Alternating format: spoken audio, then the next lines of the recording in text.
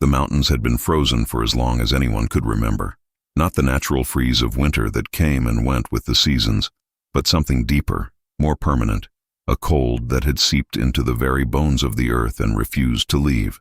The locals called it the endless winter, and they avoided the high passes where ancient temples crumbled beneath perpetual snow and ice hung from every tree like crystalline daggers. Serina had heard the stories. Everyone in the empire knew of the cursed mountains, the place where summer never came, where travelers who ventured too deep were found frozen solid, their faces locked in expressions of terror. But stories were one thing. The letter from Tribune Marcus requesting emergency medical supplies for his remote villa was quite another. "You can't be serious about going up there," her colleague Decimus said as he watched her pack her medical bag. "It's nearly sunset, and those mountains, Serina, people don't come back from those mountains.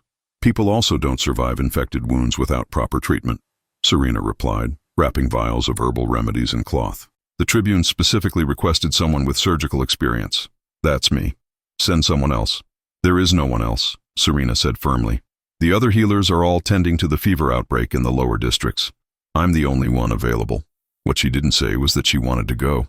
After 2 years working in Rome's crowded healing houses, tending to endless streams of patients with routine ailments, she craved something different, something that mattered, even if it meant riding into mountains where winter never ended. The journey took longer than she'd anticipated. The road grew progressively worse as she climbed, paved Roman stones giving way to dirt tracks, then to barely visible paths through snow that grew deeper with each passing mile. Her horse, a sturdy mare named Diana, grew increasingly nervous, her ears flicking back and forth at sounds Serina couldn't hear. By the time Serina reached where the endless winter truly began, the sun was setting, painting the snow-covered peaks in shades of blood and copper. The temperature had dropped so sharply that her breath frosted in the air, and ice had begun forming on Diana's mane. The villa should have been just over the next rise, but when Serina crested the hill, what she saw made her pull Diana to an abrupt halt. The villa was there, a large Roman structure built in the old style, with columns and a courtyard visible even from this distance. But it was completely dark. No smoke rose from the chimneys, no lights burned in the windows. And most disturbing of all, the entire building was encased in ice, as if it had been flash-frozen, preserving everything within in crystalline stasis. "This doesn't make sense," Serina murmured, her hand instinctively moving to the small knife in her belt. "The letter was dated 3 days ago," Diana whinnied nervously, pawing at the snow-packed ground. Serina could feel the mare's desire to turn and flee, and part of her, the sensible part, agreed completely. But another part, the part that had driven her to become a healer, couldn't ignore the possibility that someone inside needed help. She dismounted and tied Diana to a snow-covered tree. "I'll be back soon," she promised, though the words felt hollow.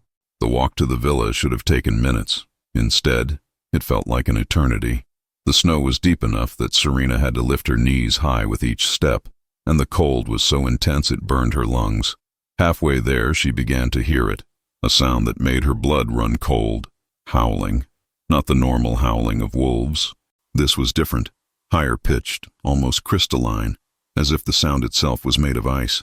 It came from multiple directions, surrounding her, growing closer.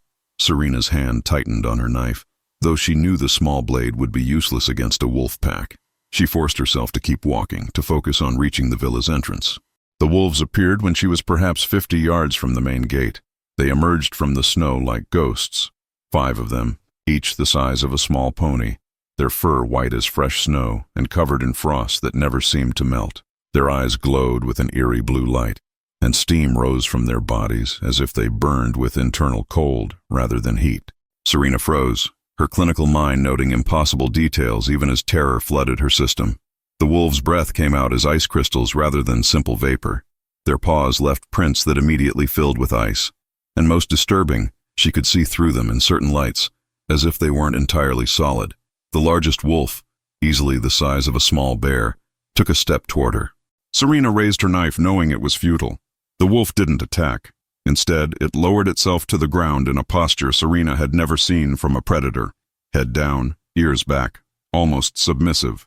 The other 4 wolves did the same, arranging themselves in a semicircle before her, their glowing eyes fixed on her face. They were kneeling. The realization hit Serina with such force that she actually took a step back. These frozen beasts, these impossible creatures, were kneeling before her as if she were an empress, rather than a simple healer lost in cursed mountains. "What are you?" she whispered. The largest wolf's mouth opened, and for a moment Serina thought it might speak. Instead, it turned its massive head toward the villa and then back to her, the gesture unmistakable. It wanted her to go inside. Every rational instinct screamed at Serina to run, but she'd spent her entire adult life training to help people, to face disease and injury with calm competence. And something about these wolves, something in their glowing eyes, spoke not of menace, but of desperate need. Against all reason, Serina began walking toward the villa. The wolves didn't move to stop her. They remained kneeling in the snow, their eyes tracking her progress, steam rising from their frozen fur. The villa's main gate stood open, though it too was covered in ice. Serina had to push hard to widen the gap enough to slip through, and when she did, she found herself in a courtyard that looked as if it had been flash-frozen in the middle of a normal day. A fountain stood at the courtyard's center, its water frozen mid-spray, creating an impossible sculpture of ice. Furniture was arranged around a brazier that held frozen flames, actual flames, locked in time, flickering yet motionless. And on a table near the entrance sat a tray with food that looked fresh despite being encased in ice. This wasn't abandonment. This was preservation. As if someone had taken a moment from the past and locked it away, keeping it perfect and unchanging. Serina turned back toward the gate, intending to ask the wolves what had happened here. The wolves were gone. In their place stood 5 men. They were tall, powerfully built, dressed in the armor of Roman legionaries, though their equipment looked decades, perhaps centuries, out of date. Frost covered their dark hair, and their skin had a faint blue-white tinge. But their eyes still held that eerie blue glow. The eldest among them, a man with a commander's bearing and a scar across his jaw, stepped forward. When he spoke, his breath came out as ice crystals. "You've come," he said, and there was such profound relief in his voice that Serina felt her fear momentarily subside. "After all these years, the gods have finally sent you." "I don't understand," Serina managed, her hand still gripping her knife. "What are you? What is this place?" "We are the cursed," the man replied simply. "And you, healer, you are our only hope." Behind him, the 4 other men had arranged themselves in military formation. One of them, the youngest, perhaps in his mid-20s, took a half-step forward, his expression carrying something that looked almost like recognition. "Please don't be afraid," the young man said softly. "We won't hurt you. We can't hurt you. Not anymore. Not unless you refuse us." "Refuse you what?" Serina asked. The eldest man's jaw tightened. "Refuge. Shelter. The simple act of willingly inviting us into your presence." He gestured to the frozen villa. "We've waited so long for someone to break the boundary. Someone to see us not as monsters but as men who made a terrible mistake." "Who are you?" Serina demanded. "We are the Legio Lupina," the commander said. "The Wolf Legion. Once, we were Rome's most feared warriors. Now we are something far worse. A warning of what happens when soldiers betray their emperor and anger the gods themselves." The young soldier who had spoken earlier met Serina's eyes, and she saw such profound sadness in his gaze that her heart unexpectedly twisted. "We've been waiting," he said quietly, "waiting for someone brave enough to enter this place. Someone who could see past the curse to the men beneath." He paused. "We've been waiting for you."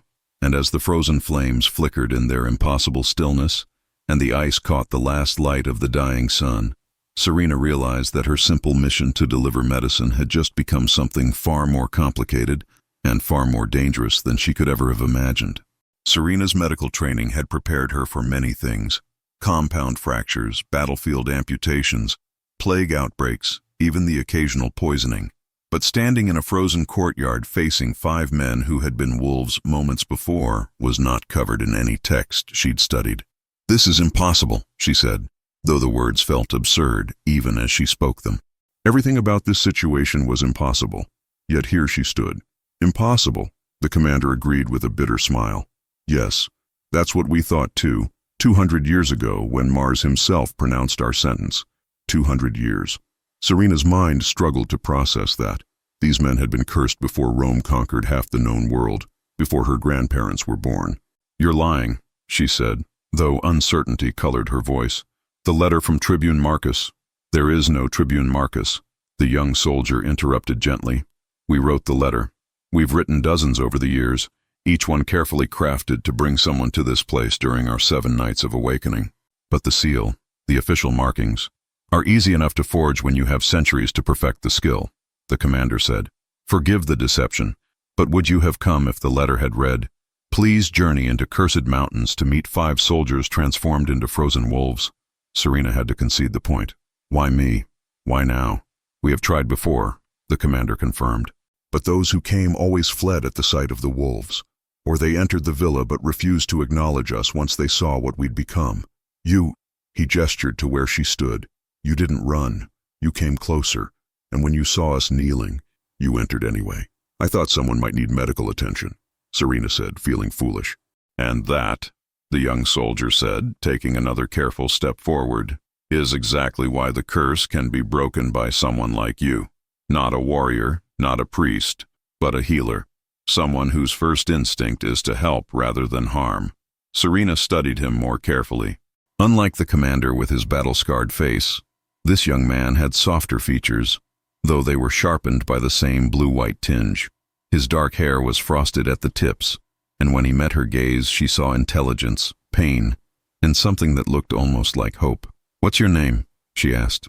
"Lucan," he replied. "I was the youngest member of the Legio Lupina, barely 18 when we made our mistake. I'm 218 now, I suppose, though I've only been conscious for perhaps 20 years of that time, 7 nights at a stretch, once each century." "What mistake?" Serina asked. "What could possibly warrant this punishment?" The commander's expression darkened. "We were stationed at the northern frontier, defending a pass against barbarian incursions. Our emperor, Severus, ordered us to execute a village of refugees who had fled the fighting. Women, children, elderly, all of them guilty only of seeking safety within Rome's borders. We refused." Another soldier spoke for the first time, his voice rough. "We were soldiers, not murderers. We'd sworn oaths to protect Rome, not to slaughter innocents. The emperor declared us traitors." The commander continued, "Demanded we be executed for insubordination. But before his men could reach us, Mars himself appeared. The god of war was displeased that soldiers would prioritize mercy over orders. He said we had forgotten what it meant to be warriors, had grown too soft, too human. So he made us wolves." Lucan finished quietly. "Beasts of winter, creatures of ice and instinct. We would live forever in the mountains we'd defended, frozen in the moment of our defiance, permitted to be human again only for 7 nights each century, just long enough to remember what we'd lost." Serina felt her anger rising. "That's monstrous. You did the right thing. You refused an immoral order. How is that worthy of eternal punishment?" "Gods don't concern themselves with morality," the commander said. "Only with obedience. We defied divine will, and this is the consequence." "You said the curse could be broken," Serina pressed. "How? What do I need to do?" The 5 men exchanged glances, and Serina saw something pass between them, a mixture of hope and fear. "The curse has conditions," the commander explained. "We wake for 7 nights, but we cannot leave this villa unless someone willingly invites us to follow them. We cannot touch or be touched unless someone reaches out first. We cannot be seen as anything but wolves unless someone looks past the monster to see the man." "You've done the last part already," Lucan said. "You see us as we are now. That's the first step. And the second, you must invite us into your presence without coercion," the commander said. "You must choose, of your own free will, to share space with cursed soldiers. To acknowledge us not as threats, but as men deserving of shelter." "That's all?" Serina asked skeptically.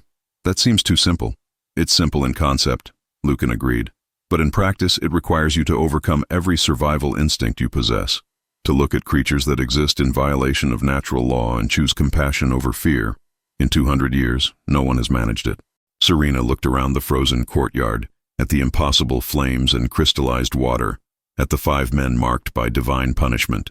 She thought about her medical oath, about her commitment to healing regardless of the patient's background.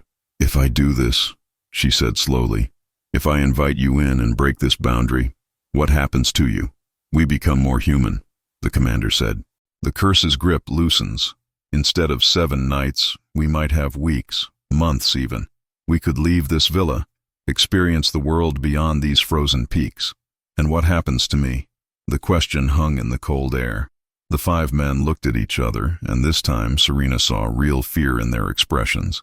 "Tell me," she insisted. "What's the cost?" Lucan stepped forward. "The curse doesn't disappear. It transfers. Not completely, but partially. Whoever frees us becomes bound to us. Their fate becomes tied to ours. Meaning if we die, you die," the commander said bluntly. "If we're harmed, you feel it. If we're hunted, and we will be once Mars realizes we're free, you'll be hunted too. You're asking me to trade my freedom for yours," Serina said. "We're asking you to share our burden," Lucan corrected gently. "Whatever we face together. But yes, if you choose this, you can never fully walk away. Your life becomes intertwined with ours." Serina's hand tightened on her medical bag. This was insane. She should leave right now, ride back down the mountain before these 7 nights ended. No one would blame her. But she looked at Lucan's face, at the hope and fear warring there. She thought about 200 years of isolation, of being trapped between human and beast. She thought about 5 men who had chosen compassion over cruelty and been punished for it. "You saved a village," she said, "refused to murder innocents, and for that, Mars cursed you to eternal torment." "Yes," the commander confirmed. "Then Mars is wrong," Serina said firmly, "and I won't let his injustice stand." She took a deep breath, met each man's eyes in turn, and spoke. "I invite you into my presence, not as wolves, not as beasts, but as men. I offer you shelter, acknowledgement, and whatever help a healer can provide. Of my own free will, with full knowledge of the consequences, I choose to see you. I choose to help you." The effect was immediate. The ice covering the villa cracked with sounds like thunder, sheets falling away from walls. The frozen flames suddenly roared to life with actual heat. The water in the fountain began to flow, liquid instead of crystal, and the 5 men gasped as one, their bodies shuddering, the blue-white tinge fading from their skin, replaced by normal human coloring. The glow in their eyes dimmed. They looked more alive, more real, more human. "You did it," Lucan breathed, staring at his hands. "Gods, you actually did it." The commander dropped to one knee, and the other 4 followed. "We are in your debt," he said solemnly. "For as long as we live, we are yours." "I don't want servants," Serina said, overwhelmed. "I want to understand. I want to know who you are, and I want to figure out how we break this curse completely." "That," Lucan said, rising and offering her a smile that was heartbreakingly human, "might take more than 7 nights. "Good thing I packed for an extended stay," Serina replied. She had no idea what she'd just committed to, no idea what consequences would follow. But as she stood in the courtyard that was no longer frozen, surrounded by men who had chosen mercy 2 centuries ago, Serina felt something she hadn't felt in years: purpose. The transformation of the villa was like watching spring arrive in fast motion. As the ice melted, Serina could see what the structure had been before the curse: a modest but elegant Roman dwelling with frescoed walls depicting pastoral scenes, mosaic floors showing geometric patterns in blue and gold, and furniture that, while centuries out of style, was beautifully crafted. The frozen moment that had preserved everything now released its hold, and the villa breathed again. The 5 men stood in the courtyard, still staring at their hands, touching their faces, as if they couldn't quite believe they were fully solid again. Serina watched them with a healer's eye, noting the way they moved, still stiff, still carrying the residue of the curse in the frost that clung to their hair. "How long has it been since you felt warm?" she asked. The question seemed to startle them. The commander looked at her with an expression that mixed surprise and gratitude. 200 years, he said simply. "We feel the cold always. Even in summer, even in fire, we are ice inside. Until now." He flexed his fingers experimentally. "I can feel heat from the brazier, actual warmth. I'd forgotten what that was like." "You're still hypothermic," Serina observed, moving closer despite the warnings in her mind. "Your core temperature is dangerously low. That blue tinge around your lips, the way you're shivering, those are classic signs. We need to warm you gradually." "You're worried about our hearts stopping?" One of the other soldiers laughed bitterly. "We've been technically dead for 2 centuries. "Nevertheless," Serina said firmly, "if you're going to be human again, you need to be treated like humans. That means proper medical care. Sit down, all of you. Let me examine you." The men exchanged glances, clearly uncertain. Finally, Lucan smiled slightly and moved to sit on the edge of the fountain. "The healer is right," he said. "We wanted to be human again. That means accepting human limitations. He looked at Serina. Where would you like to start? Over the next hour, Serina conducted the strangest medical examination of her career. Each man bore marks of the curse, ice crystals that had formed in their blood vessels, frost that clung to their lungs, skin too cold despite the warmth of the brazier. But beneath the curse, they were unmistakably human. Hearts that beat, slowly but steadily. Lungs that drew breath. Bodies that remembered what they once were. Tell me your names, Serina said as she worked. All of you. If we're bound together now, I should at least know who you are. The commander spoke first. Marcus Aurelius Corvus. I was a tribune when we received our orders. The highest-ranking officer in the Legio Lupina. The soldier who had laughed earlier went next. Gaius Valerius, centurion. 20 years of service before the curse. Titus Cassius, said a third man, whose face bore the most scars. Also a centurion, Flavius Maximus, the fourth offered. He was broader than the others, built like an ox. I was the youngest centurion in the legion, before Lucan joined anyway. You know my name already, Lucan said. Lucan Septimus, enlisted at 17, cursed at 18. I'd been with the legion less than a year when everything happened. You were just a boy, Serina murmured, shocked. Old enough to fight, Lucan replied. Old enough to understand right from wrong. Old enough to stand with my brothers when they defied an immoral order. His jaw tightened. Old enough to accept the consequences. Serina moved to examine him last, and as her fingers touched his wrist to check his pulse, she felt something that made her breath catch. Where her skin met his, warmth flowed, not from him to her, but from her to him. She could feel it through their connection, the curse responding to her touch, retreating as if her humanity pushed back against the divine cold. You feel it too, Lucan said quietly. The bond. It's not just metaphorical. You're literally sharing your life force with us now. I can feel all of you, Serina admitted, pulling her hand back, like voices in the back of my mind. Not intrusive, but present. Is that normal? We don't know, Marcus said. No one has broken the boundary before. We're in uncharted territory. Then we'll chart it together, Serina replied with more confidence than she felt. She looked around the villa. Tell me everything. The curse, the conditions, what happens during your 7 nights. I need to understand exactly what we're dealing with. The men settled into seats around the courtyard, and Marcus took the lead. His voice was measured, that of a commander used to giving briefings. The curse was specific, he began. Mars transformed us into wolves, creatures of winter and ice, bound to these mountains. For 200 years at a time, we are fully beast. No consciousness, no memory, just instinct and cold. We roam the peaks, and anyone unfortunate enough to encounter us, he paused. We don't kill them, but our presence freezes them. We're death by proximity. Then every century, for 7 nights, we wake, Gaius continued. We become aware again, can remember who we were, but we're trapped in this villa unless someone invites us out. We can appear human, but only if someone looks at us and chooses to see past the wolf. And the boundary, Titus added, is the most insidious part. We cannot truly interact with the living world. Cannot touch, cannot be touched, unless someone freely chooses to acknowledge us as men rather than monsters. Why 7 nights? Serina asked. Because it's enough time to remember everything we've lost, Lucan said bitterly. Enough time to feel hope, and then back to being beasts for another 200 years. It's psychological torture as much as physical. Serina felt her anger rising. And Mars did this because you refused to murder civilians? Mars did this because we challenged divine authority, Marcus corrected. The god of war doesn't care about civilians. He cares about soldiers following orders without question. We questioned, we defied, and gods don't forgive defiance. There has to be a way to break the curse completely, Serina insisted. Not just weaken it, but end it. You've been human for an hour now, and you're getting warmer, more solid. That proves it's not permanent. It proves you're powerful enough to hold it at bay, Flavius said. But the curse is divine. Only Mars can truly lift it. Then we give him a reason, Serina said. The 5 men stared at her. You can't negotiate with gods, Gaius said flatly.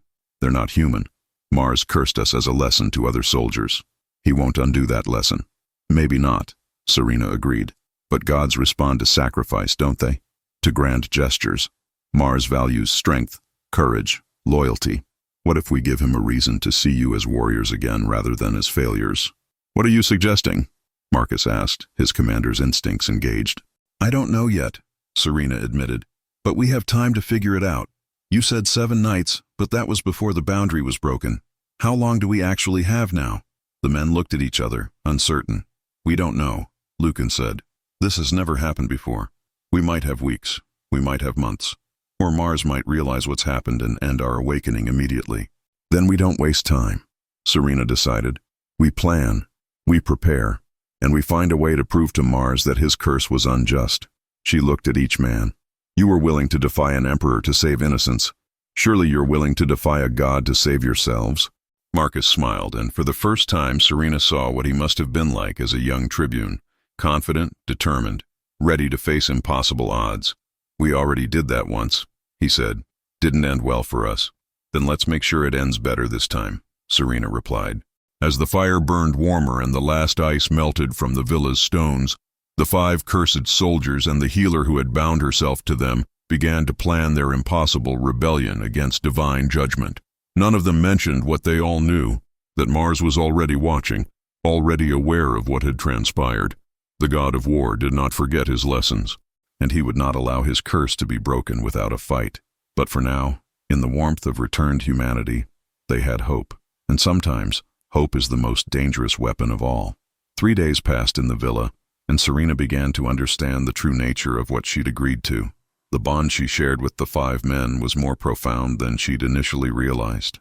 She could feel them constantly, not their thoughts exactly, but their presence, their emotions, the steady rhythm of their existence intertwined with her own.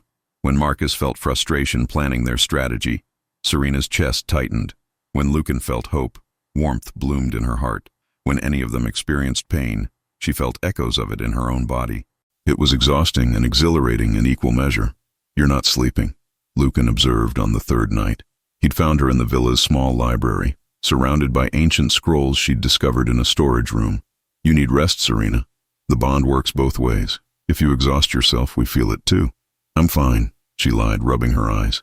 I'm just trying to find something useful. There must be records of other divine curses, precedents for how they were broken or modified. And have you found anything? No, Serina admitted with frustration. Just myths and legends. Nothing concrete. Nothing that tells us how to actually challenge a god and win. Lucan moved to sit across from her, and in the lamplight, Serina could see how much more human he looked now. The blue tinge had faded from his skin entirely. His eyes, while still striking, no longer glowed with that unnatural light. If she'd passed him on a Roman street, she would have thought him simply a young soldier, perhaps recently returned from campaign. You don't have to do this, you know, he said quietly. The boundary is broken. We're more human than we've been in 2 centuries. You could leave, return to your life in Rome. The bond would fade over time. Would it? Serina challenged. Or are you just saying that to give me an out? Lucan's silence was answer enough. I made a choice, Serina continued. I'm not abandoning you now just because it's harder than I expected. She paused, studying his face. Why do you want me to leave? Are you afraid I'll regret helping you? I'm afraid you'll die for us, Lucan said bluntly. You're sharing your life force to keep us human. Every day you're burning yourself out to fuel our existence. How long can you sustain that? Weeks? Months? And then what happens when there's nothing left of you to give? The words hung heavy in the air. Serina had felt it too, the slow drain, the way her energy seemed to flow out of her like water through a cracked vessel. She was tired in a way that sleep didn't fix, hungry in a way that food didn't satisfy. The bond was keeping the men alive, but it was consuming her in the process. Then we break the curse before that happens, Serina said firmly. And if we can't, then I'll have bought you time as men instead of beasts, Serina replied. That's worth something, isn't it? Lucan's expression was pained. Not if the cost is your life. Serina, we've been cursed for 200 years. We're used to suffering. But you have a whole life ahead of you. A life that shouldn't be sacrificed for 5 soldiers who made their choice centuries ago. You made the right choice, Serina insisted. You refused to murder innocents. That deserves reward, not punishment. The gods don't care about deserving, Lucan said. They care about power. And we're just mortals who dared to challenge that power. So were you always this defeatist? Serina asked with a slight smile, trying to lighten the mood. Or did 200 years as a wolf do that to you? Lucan laughed, surprised. I was actually known for being annoyingly optimistic. Marcus used to joke that I could find silver lining in a battlefield massacre. His expression sobered. But the curse taught me that optimism has limits. That sometimes, no matter how hard you fight, you still lose. Then it's a good thing I'm here to remind you that fighting is still worth it, Serina said. Before Lucan could respond, a tremor ran through the villa, subtle but unmistakable, like the earth itself had shuddered. The lamps flickered, and frost suddenly appeared on the windows despite the warmth inside. Lucan was on his feet instantly, his body tensing with warrior instincts. Something's wrong. The other 4 men appeared within moments, all of them armed with weapons they'd retrieved from the villa's armory. Marcus's face was grim. Mars knows, he said simply. He's felt the curse weakening, and he's coming to remind us why we were punished in the first place. Coming here? Serina asked, trying to keep the fear from her voice. Not physically, Titus said, moving to peer out a window. Gods don't visit mortals directly unless they want to make a spectacle, but he can send manifestations, trials, tests designed to prove we're still the failures he cursed us for being.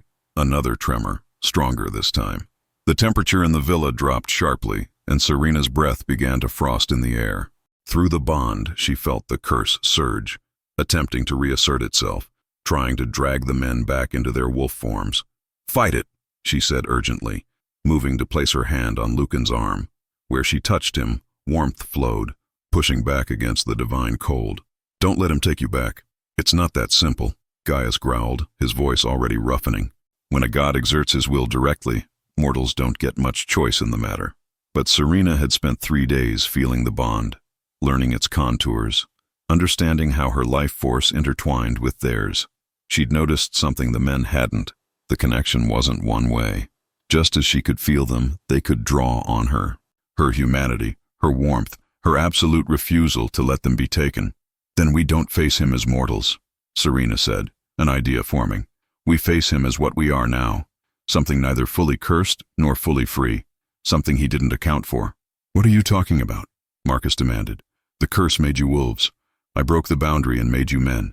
But right now, you're both. You have the strength of the curse without being controlled by it. That's what Mars didn't expect. That's our advantage." The villa's main door slammed open, though no one had touched it. Freezing wind howled through the courtyard, bringing with it shapes of frost and shadow, manifestations of divine anger, sent to test the cursed soldiers, to prove they were still beneath contempt. "Serina, get behind us," Marcus commanded, raising his sword. "No," Serina said, stepping forward instead. Through the bond, she pushed everything she had. Her courage, her determination, her absolute conviction that these men deserved better than eternal punishment. "We face this together." The frost shapes coalesced into forms, warriors made of ice, faceless and terrible, advancing with weapons drawn. But as they approached, something unexpected happened. The 5 men didn't transform into wolves. They didn't lose control. Instead, they held their ground, and around them, the air shimmered with cold that wasn't quite natural, the curse responding to their will rather than consuming it, channeled through Serina's stabilizing presence. "Impossible," Gaius breathed. "We're controlling it. The curse is answering to us." "Because you're not just cursed anymore," Serina said, understanding flooding through her. "You're bound to me, and I'm not cursed. That makes you something new, something Mars's punishment didn't account for." The Frost Warriors attacked, and the Legio Lupina met them with a ferocity that was part human skill, part bestial power. Marcus moved with speed no normal man possessed. Titus's strength shattered ice weapons like glass. Flavius seemed to anticipate attacks before they came, his instincts enhanced beyond human limits. And Lucan fought with a grace that took Serina's breath away, his blade moving in patterns that wove between warrior technique and something more primal, more wild. Through it all, Serina stood at the center, her hands outstretched, feeling the bond pulse with power. She was the anchor, the connection point, the thing that let these men be both curse and human, without being consumed by either. The battle lasted perhaps 10 minutes, though it felt like hours. When the last frost warrior shattered into harmless snow, silence fell over the courtyard. The 5 men stood panting, staring at their hands, at each other, at Serina, with expressions of wonder. "We did it," Lucan said, disbelief coloring his voice. "We used the curse. We controlled it. Because of her," Marcus said, looking at Serina with something like awe. "Because you're the bridge between what we were and what we're becoming." But Serina barely heard them. The effort of maintaining the bond during the battle had taken its toll. She could feel her energy depleted, her life force stretched thin. The world tilted, and she would have fallen if Lucan hadn't caught her. "Serina!" His voice was panicked. "What's wrong?" "Just tired," she managed, though tired was a vast understatement. She felt hollowed out, as if everything that made her herself had been poured into keeping the men stable during the fight. "This is exactly what I was afraid of," Lucan said, lifting her easily. "You're burning yourself out for us." "Worth it," Serina whispered. "You controlled the curse. That means it can be beaten. That means nothing if you die in the process," Lucan said fiercely, carrying her inside. "Marcus, what do we do?" The Tribune's face was grim. "We have a choice to make. We can continue as we are, using Serina's life force to hold back the curse until it kills her. Or we return to the wolves," Flavius finished quietly. "Let the curse reclaim us completely, break the bond, and save her life." "No," Serina protested weakly. "You can't, not after we've come this far." "We can and we will if it means you survive," Lucan said, his voice leaving no room for argument. "You gave us 3 days as men, 3 days of feeling human again. That's more than we had any right to expect. But there's a third option," Gaius said slowly. "A harder one, more dangerous." "Say it," Marcus commanded. "We petition Mars directly," Gaius said. "Show him what happened here tonight. Prove that we've evolved beyond the curse he placed on us. Maybe, and this is a very big maybe, he'll see that his punishment has run its course." "And if he doesn't?" Titus asked. "Then at least we'll have tried," Gaius replied. "And maybe he'll end it quickly rather than letting us linger like this, half-cursed and draining the life from the only person who ever showed us mercy." The men looked at Serina, who despite her exhaustion managed to nod. "Do it," she said. "Whatever it takes. But don't give up. Don't go back to being beasts. Promise me." "I can't promise that," Lucan said softly. "Not if keeping you alive means letting you go." And in that moment, Serina realized the true cruelty of divine curses. They didn't just punish the guilty. They created impossible choices that broke everyone they touched. The decision was made at dawn on the 4th day.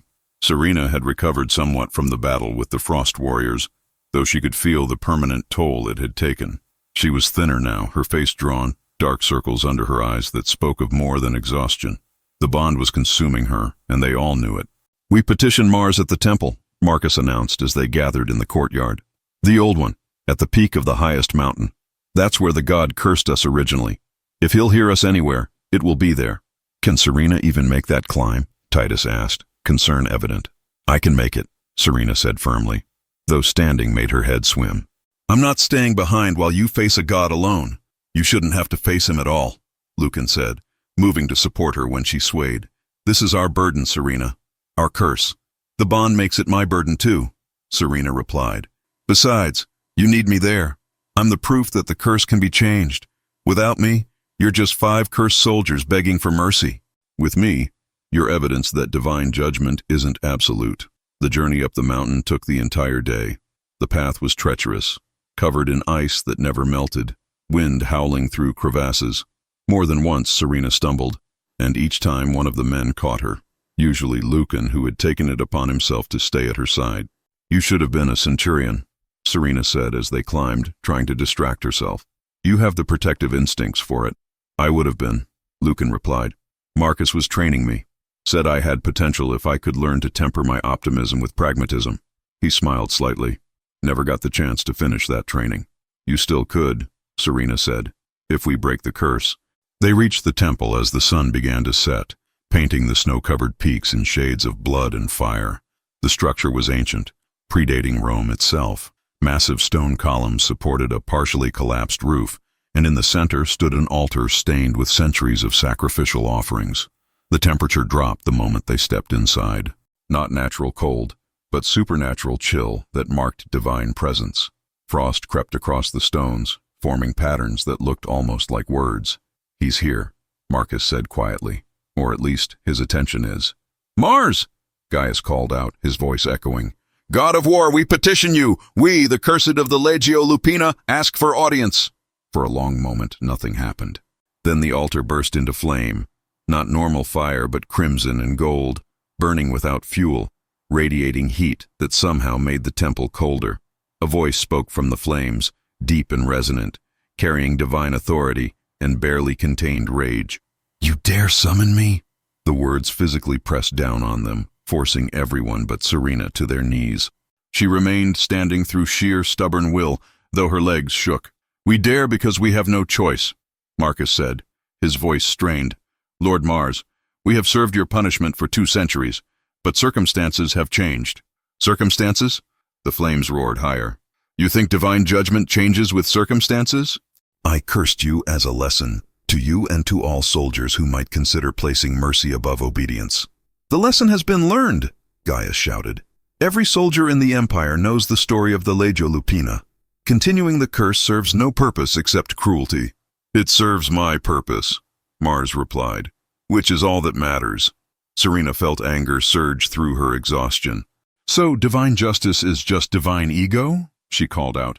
"You're keeping 5 men in eternal torment, not because it serves any higher purpose, but because admitting you were wrong would diminish your authority?" The flames twisted, taking on a vaguely humanoid shape, taller than any mortal, wreathed in fire and fury. "Mortal woman, you speak of things you do not understand. These men defied the natural order. Soldiers exist to follow orders. They refuse to murder innocents." Serina shot back. "Women, children, elderly refugees. How is killing them order? You question divine wisdom. I question divine cruelty," Serina replied. "And yes, I question the wisdom of a god who punishes compassion and rewards blind obedience."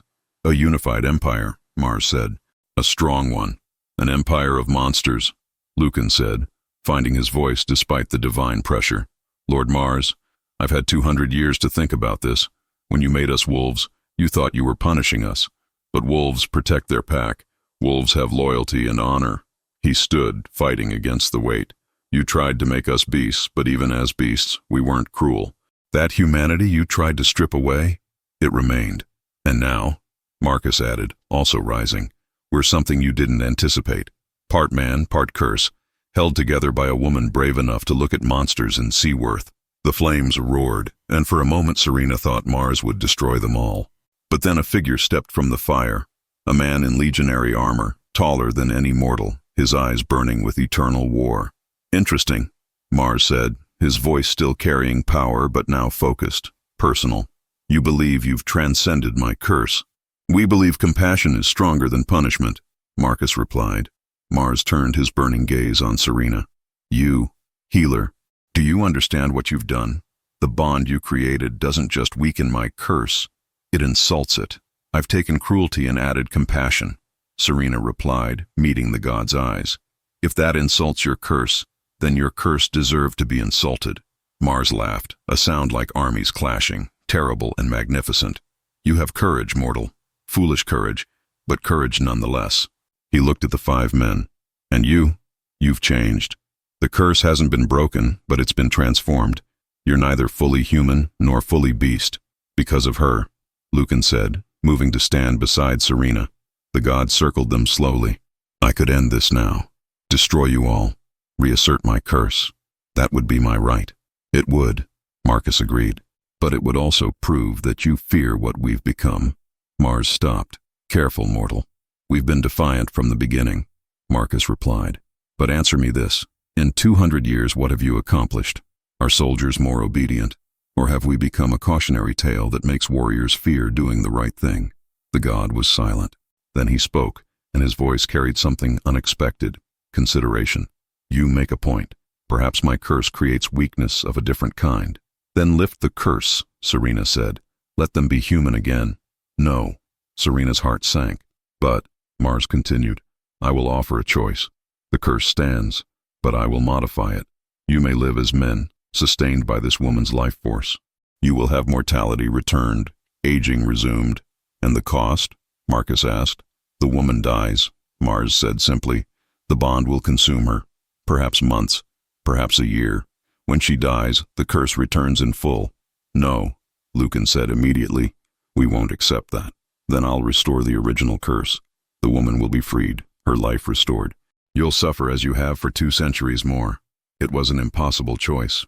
"There is one other option," Mars said, looking at Lucan. "This young one interests me. I see potential. Strength born from suffering. Compassion that hasn't been destroyed." "What are you saying?" Lucan asked. "I'll lift the curse entirely. All 5 of you. Freed. Full humanity restored. The woman lives. But Lucan stays with me. He becomes my champion, serving at my side in eternal conflicts between gods. You're offering him a different kind of prison, Serina said. Perhaps, Mars agreed, but a glorious one. He'll be immortal, powerful, elevated beyond mortal concerns. Lucan looked at his brothers, then at Serina. If I agree, you'll free them all, completely? You have my word as a god, Mars replied. Then I accept, Lucan said before anyone could stop him. No, Serina grabbed his arm.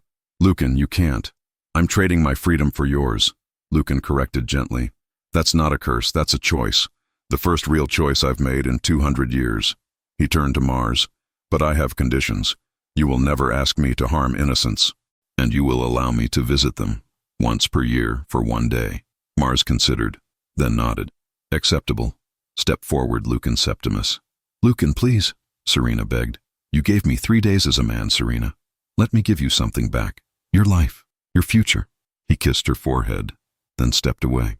As he walked toward Mars, the god's flames enveloped him, and Serina felt the bond shatter. Energy flooded back into her. The exhaustion vanished, but she also felt the absence where Lucan had been, the warmth of his presence. Gone. The other 4 men gasped as the curse lifted. They looked fully human for the first time in 2 centuries. It's done, Mars said. Lucan stood beside him now, transformed, taller, more powerful, but his eyes still held the same gentle compassion. Go, Mars commanded. Live the lives you should have had. Then the flames roared higher, and Mars and Lucan were gone. Serina sank to her knees. I couldn't save him. You did save him, Gaius said gently. You gave him the choice. As they descended the mountain, Serina felt Lucan's absence with every step, but she also felt something else, a faint echo of warmth, distant but present. He was still there, somewhere, still fighting, still hoping, and once a year, for 1 precious day, she would see him again. It wasn't enough, but it was what love sometimes demanded. 1 year passed. Serina returned to Rome with the 4 freed soldiers, though none of them truly felt free. They had their humanity back, could eat, sleep, age, feel warmth and cold like normal men. But the absence of Lucan haunted them all, a constant reminder of the price paid for their salvation. Marcus took a position training new recruits, teaching them that strength without compassion made poor soldiers. Gaius bought his small farm, planting olive trees instead of grain. Titus became a blacksmith, his scarred hands finding purpose in creation. Flavius joined the city guard, protecting the very people he'd once been cursed to terrorize. And Serina continued her work as a healer, though she'd moved her practice to the outskirts of the city near where the 4 men had settled. They'd become a strange sort of family, bound by shared trauma and the memory of the young soldier who had sacrificed himself for them all. But Serina counted the days, marked them on the wall of her small house. 365 days since Lucan had stepped into Mars's flames. Tomorrow would be 1 year exactly. You should sleep, Marcus said, finding her sitting by the window on the night before the anniversary. He'll come. Mars may be cruel, but he keeps his bargains. What if he's changed? Serina asked quietly. What if a year as Mars's champion has made him into something else? Then we'll remind him, Marcus replied, the same way you reminded us we were men. Dawn broke over the hills beyond Rome, painting the sky in shades of copper and gold. Serina stood in the small courtyard of her house. The other 4 men gathered around her, all of them watching the eastern horizon. The air shimmered. No flames, no thunder, no divine proclamation. Just a subtle distortion, and then Lucan stood before them. He looked different, taller, broader, his body carrying the marks of divine service. His armor was magnificent, crafted by godly hands. His eyes held depths they hadn't before, as if he'd seen things mortals weren't meant to witness. But when he saw Serina, his face transformed, and she saw the boy he'd been, the soldier who had chosen mercy, the man who had traded his freedom for hers. Serina, he breathed, and his voice was still his own. She crossed the courtyard in 3 running steps and threw her arms around him. She felt his arms close around her, felt him bury his face in her hair, felt the shudder that ran through his God-touched body. You came back, she whispered. I promised, Lucan replied. 1 day a year. I'd fight 1,000 wars for this 1 day. The others approached. Marcus clasped Lucan's arm in the traditional warrior's greeting. Gaius pulled him into a rough embrace. Titus and Flavius both smiled, though their eyes were bright with unshed tears. "You look well," Gaius said, "for someone serving the god of war." "I look different," Lucan corrected. "Mars has been fair. He keeps his word. Doesn't ask me to harm innocents. Mostly has me fighting his battles against other divine beings." "Do you hate it?" Serina asked. Lucan considered the question. "Sometimes, when the fighting seems endless, when I remember what I gave up." He looked at her. "But then I remember why I made that choice, and it becomes bearable." They spent the day together, all 6 of them. They ate in Serina's courtyard, the men sharing stories of what the past year had brought. Marcus spoke of the recruits he was training. Gaius described his olive grove. Titus showed off a sword he'd forged. Flavius told of stopping bandits from terrorizing merchants. And Lucan listened with an intensity that suggested he was memorizing every word, storing each detail to sustain him through another year of divine service. "What's it like serving Mars?" Marcus asked eventually. "Purpose without peace," Lucan said. "I fight constantly. Not mortal battles, but conflicts between divine forces. I've stood against creatures made of storm and shadow. I've learned to channel power that would have destroyed me as a mortal." "Do you regret it?" Serina asked softly. "Never," Lucan replied without hesitation, taking her hand. "Every moment of divine service is worth it, knowing you're alive and free, knowing my brothers can live as men." As the sun began to set, the conversation turned quieter. They all felt time pressing down on them, felt the approaching moment when Lucan would have to return. "Tell me about your work," Lucan said to Serina. "The healing. Are you happy?" "I'm content," Serina replied. "I help people. It's meaningful work. But there's an absence," Serina admitted. "Where you used to be. Where the bond was. I miss feeling you there." Lucan's expression was pained. "I miss it too. Mars keeps me busy, but in the quiet moments, I feel the absence of you, of them, of everything I gave up." "Is there truly no way to free you?" Marcus asked. "None that I've found," Lucan replied. The agreement was clear. "I serve him eternally in exchange for your freedom. The only way it ends is if Mars releases me willingly." "Which he won't do," Gaius said. "Which he won't do," Lucan agreed. As twilight deepened into night, they built a fire and sat around it, brothers in arms sharing warmth against the darkness. They told stories, laughed at old memories, and for a few hours almost forgot that this was temporary. But eventually, the eastern sky began to lighten. Lucan stood as the first rays touched the horizon. The others rose with him. "I have to go soon," Lucan said. "Mars's pull is already starting." "Will you remember?" Serina asked, her voice breaking. "I'll remember everything," Lucan promised. He pulled her close. "Every word, every moment. It will sustain me until next year." "Next year," Serina whispered. "Promise me." "I promise," Lucan said. "As long as Mars keeps his bargain, I'll return. 1 day a year. Every year. For as long as you live." He looked at her face. "And Serina, live. Don't spend your days counting time. Live fully. Help people. Find joy. That's what makes this sacrifice worth it." "I'll try," Serina said. Lucan turned to his brothers. "Take care of her, all of you, and take care of each other." "We will," Marcus promised. The sun climbed higher, and Lucan's form began to shimmer.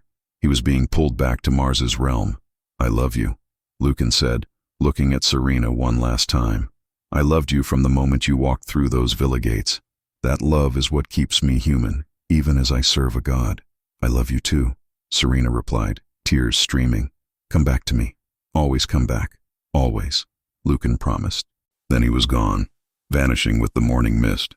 Serina stood staring at the empty space, feeling the absence settle over her. One day. She'd had one precious day, and now she had 364 days to wait. "He'll come back," Marcus said quietly. He promised. In the years that followed, a tradition began. Every year, on the anniversary of Lucan's sacrifice, the 5 of them would gather, and Lucan would return. 1 day out of 365, one perfect day of being human again. Stories began to spread.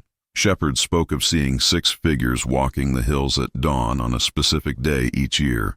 5 men and a woman, followed by something that wasn't quite shadow. They said the woman had broken an ancient curse through compassion, that she had loved a beast and found a man. The poets took up the tale, making it romantic and tragic. They spoke of the healer who tamed wolves, of the soldier who served gods, of love so powerful it could transform divine judgment. And in Mars's realm, Lucan carried the memory of those annual days, the sound of Serina's laugh, the warmth of her embrace, the knowledge that somewhere people gathered in his name and remembered that he had chosen compassion over cruelty. It wasn't freedom, but it was meaning. It was purpose. It was love that transcended boundaries between mortal and divine. Years turned to decades. The 4 freed soldiers aged. Marcus's hair turned silver. Gaius's back bent. Titus's hands grew gnarled. Flavius's steps became slower. But Serina remained, kept vital by the same magic that allowed Lucan to return, her life extended by the divine bargain. Until, finally, centuries after the curse had first been placed, Mars himself appeared at one of their gatherings. The god looked at the aged men, at Serina who had somehow remained, at Lucan who knelt beside them. "Enough," Mars said, and his voice carried something new. "Respect. I have watched you honor this bargain for longer than most mortals live. You have proven your point." "What point?" Serina asked. "That love is stronger than any curse," Mars replied. "That compassion doesn't weaken warriors. It strengthens them. That I was wrong. A god admitting error." "Lucan," Mars said, "you are released from my service. The bargain is fulfilled. Live as a mortal again, for whatever years you have left." And in that moment, as the divine bond shattered and Lucan felt mortality return, spring finally came to the frozen mountains. The eternal winter broke. The wolves of ice melted into memory, and 6 souls who had defied divine judgment found peace at last.